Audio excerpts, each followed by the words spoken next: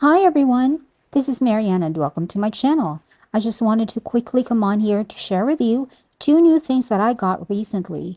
The first is this Apple Watch charger from Hoco, which can also charge Samsung watches as it says on the packaging. I have lost count of how many Apple Watch chargers I have purchased over the years. The very first Apple Watch that I purchased was in January 2017. It was a Series 2, came with a charging puck, of course. I do have a reboxing of that watch on my channel, which I will link down below. But over time, the cable degraded, as all cables do, so I had to buy a new one, another original from Apple, and then as I went along, other brands started to make them, even the off-brand ones from China. Everything always breaks at one specific point. Let me show you. This is the latest cable that broke, and I could tell because I can already swivel the puck around and then it finally fell off. That's usually what happens. Not all of them fall off, but all of them end up being able to be swiveled, which means it's broken inside and can no longer charge the watch.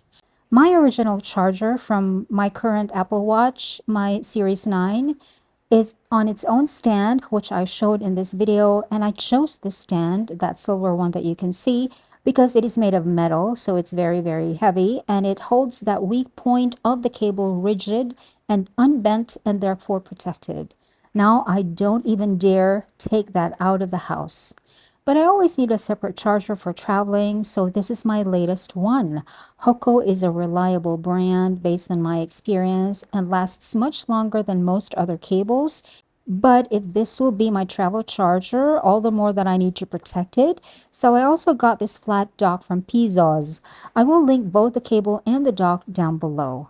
This dock comes without a cable, so this black one in here is one of my old ones that still works for some reason. And I chose this dock because it holds that weak part of the cable straight and rigid. Let me just take this off so I can show you better. I do plan to use this dock with the new Hoco cable anyway. I trust Hoco more than this off-brand black one. So for now, this black cable does not yet swivel. It's still okay. And by the way, the puck holder of this dock can also pop up, but that will definitely bend the cable at its weakest part. As you can see, I am not going to do that.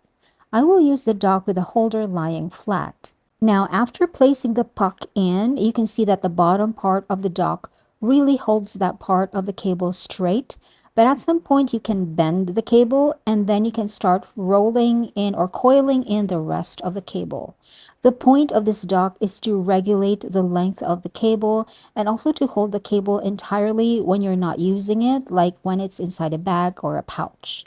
You can keep the whole cable tucked in until the very end and just take it out when needed. At the back of the dock, there is a little notch where the cable can come out neatly when needed. I want the cable to dangle not too long so I can pull the cable more tightly inside the dock. But if you also do that, just make sure that the weak part of the cable is not being bent too close to the puck. Now the unnecessary parts of the cable are neatly coiled inside the dock, but I want to be super sure that the weak part is not being pulled, so I use the end of a brush to tease it a little bit straighter. And this is how I plan to keep this. I don't plan to extend the cable any longer than this, and later I will show you why. Now, please take note that if you are using a band like this with a deployant closure, you will need to detach one end from the watch before you can charge it on this dock with a puck laying flat. And as you can see, the new Hoco charges just fine. If you don't want to take out the other end of the band from your watch, you need to pop up the dock so the watch can charge while on its side.